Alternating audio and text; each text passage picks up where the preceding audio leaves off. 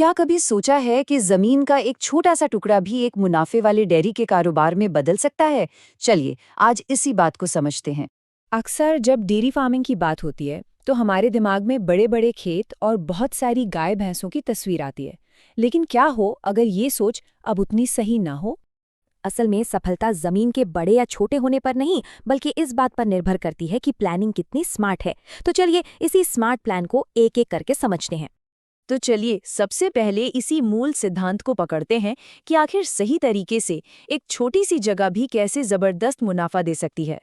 तो एक सफल मिनी डेयरी फार्म की नींव पड़ती है दो बहुत जरूरी चीजों से। एक तो सही जानवर चुनना और दूसरा सही जगह का इस्तेमाल करना। यहाँ पर फंडा एकदम क्लियर है। संख्या से ज्यादा जरूरी है क्वालिटी। हाइब्रिड गायों जैसी ज्यादा दूध देने वाली नस्लों को चुनना एक छोटे सेटअप में मुनाफा बढ़ाने का सबसे पहला और जरूरी कदम है। क्यों? क्योंकि ये कम चारे में ज्यादा दूध देती हैं और यहाँ के माहौल में आसानी से एडजस्ट भी हो जाती हैं। और जगह की बात करें तो सुनने में शायद यकीन ना हो, पर सच यही है। दो गायों के लिए सिर्फ 140 स्क्वायर फुट की ढकी हुई जगह काफी होती है। और इसमें ये खुला एरिया, मतलब घूमने फिरने की जगह जोड़ने के बाद भी टोटल जगह देखिए कितनी कॉम्पैक्ट और मैनेजेबल रहती है। तो मतलब कुल मिला के सिर्फ 320 स्क्वायर फुट। सोचिए, इसका मतलब ये हुआ कि दो गायों का एक मुनाफे वाला डेयरी फार्म इतनी छोटी सी जगह में शुरू हो सकता है, जो शायद बहुत से लोगों के पास पहले से ही खाली पड़ी हो। ठीक है, तो जगह की बात तो हो गई। अब सवाल ये उठता है कि कम से कम खर्चे में एक स्मार्ट फार्म तैयार कैसे किया जाए। देखिए, एक स्मार्ट शेड का डिजाइन महंगा हो ये जरूरी नहीं, बल्कि उसका कुशल होना जरूरी है। खासकर हवा का आना जाना ये बहुत जरूरी है।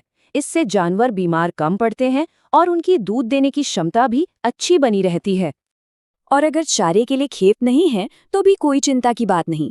हाइड्रोपोनिक्स ये एक ऐसी तकनीक है जिसमें बिना मिट्टी के सिर्फ पानी में ही पौष्टिक चारा उगाया जाता है। मतलब कम जगह में ही जानवरों के लिए साल भर हरे चारे का इंतजाम हो सकता है। चलिए अब आते हैं सबसे जरूरी सवाल पर कि दूध तो आ गया, अब इसे एक पक्की आमदनी में कैसे बदला जाए। देखिए, एक छोटी डेयरी की सबसे बड़ी ताकत होती है उसका अपने आस पड़ोस से सीधा कनेक्शन। जब दूध सीधे घरों में, पास की चाय की दुकानों या होटलों में जाता है तो दो फायदे होते हैं। एक तो ताजगी की गारंटी और दूसरा ज्यादा मुनाफा। ये लाइन इस पूरी मार्केटिंग स्ट्रेटेजी का निचोड़ है।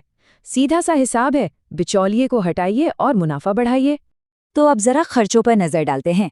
अगर हम देखें तो दो अच्छी हाइब्रिड गायें, एक कम लागत वाला शेड और कुछ जरूरी सामान, सब मिलाकर करीब 1.5 से पौने 2 लाख रुपए का शुरुआती निवेश बनता है।